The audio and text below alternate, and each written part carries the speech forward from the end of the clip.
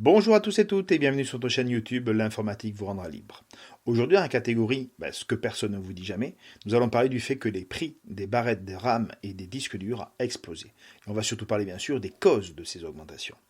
Donc, je ne sais pas si vous avez eu l'occasion ce temps-ci de vouloir acheter des composants pour votre ordinateur, que ce soit de la RAM, un disque dur plus gros, changer de processeur ou même de carte graphique, mais ces temps-ci, c'est pas la fête, mais pas du tout.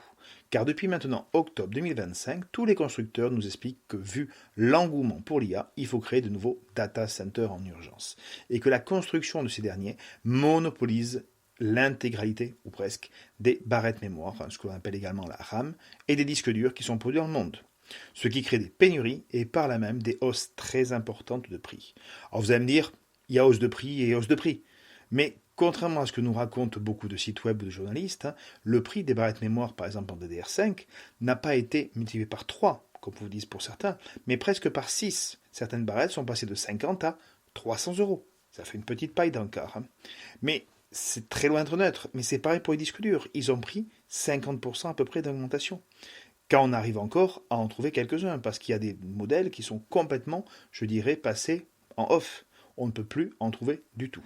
Donc, si vous avez une envie de changer de machine ou même de la faire évoluer, il va falloir soit casser votre tirelire, mais alors très grosse, si possible, votre tirelire, ou alors vendre un de vos reins, ça peut être pas mal, soit attendre. Et par d'histoire, ils ne nous annoncent pas de retour à la normale avant 2027, voire 2028.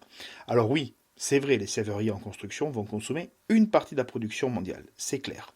Mais ce qu'ils oublient de vous dire, c'est qu'au lieu de faire tourner les chaînes de production à plein régime, la plupart des constructeurs ont préféré ne pas augmenter la production, voire la limiter, pour ainsi pouvoir créer cette pénurie, ce qui leur permet de vendre à prix d'or et de faire de super profits. Et puis les serveurs n'utilisent pas de barre de mémoire, par exemple dans DR4, qui est l'ancienne génération de mémoire, et disques durs SATA. Ils n'utilisent que du SSD, par exemple, par rapport à ça. Donc, ils ne seront pas utilisés. Et pourtant, la pénurie touche ces deux éléments. Donc, les prix ont également flambé sur ces produits, voire on en trouve de moins en moins aussi. Et vous voulez deux petits exemples concrets. Le fabricant Micron, c'est un des 3 plus gros fabricants mondiaux, d'accord, a annoncé en décembre que sa filiale Crucial, qui vend des mémoires et des disques durs depuis maintenant plus de 30 ans, va arrêter de vendre pour le grand public. Bah oui, c'était le bon moment. Surtout que c'est pour se consacrer intégralement et consacrer toute sa production intégralement pour les serveurs et data centers dédiés à l'IA. Et oui, que voulez-vous, c'est beaucoup plus rentable à ce niveau. Alors parlons justement encore un peu de rentabilité justement. Le plus grand fabricant mondial de mémoire, Samsung, qui sur le premier trimestre a quand même réussi à se faire un petit bénéfice opérationnel consolidé de presque 38 milliards de dollars sur les mémoires vendues. Et à peu près un peu plus de 13 milliards de dollars sur les disques durs NAND, c'est-à-dire en gros tous les disques durs en SSD, en M2, les clés USB, les cartes mémoire tout simplement.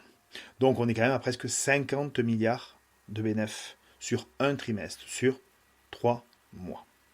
Mais ces chiffres effectivement sont importants, mais ils ne veulent pas dire grand-chose pour vous, ni pour moi d'ailleurs, mais on redonne un élément de comparaison. C'est presque 38 milliards de dollars gagnés en 3 mois, ça correspond sensiblement à plus que ce qu'ils avaient gagné sur l'année entière de 2025. Donc là, on est à 50 milliards sur 3 mois.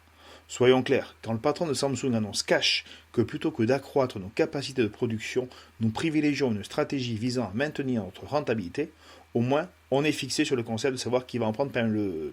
Je ne l'ai pas dit. Et puis en faisant 4 fois plus de bénéfices sur une année, ça représente un petit peu plus que maintenir sa rentabilité, je crois.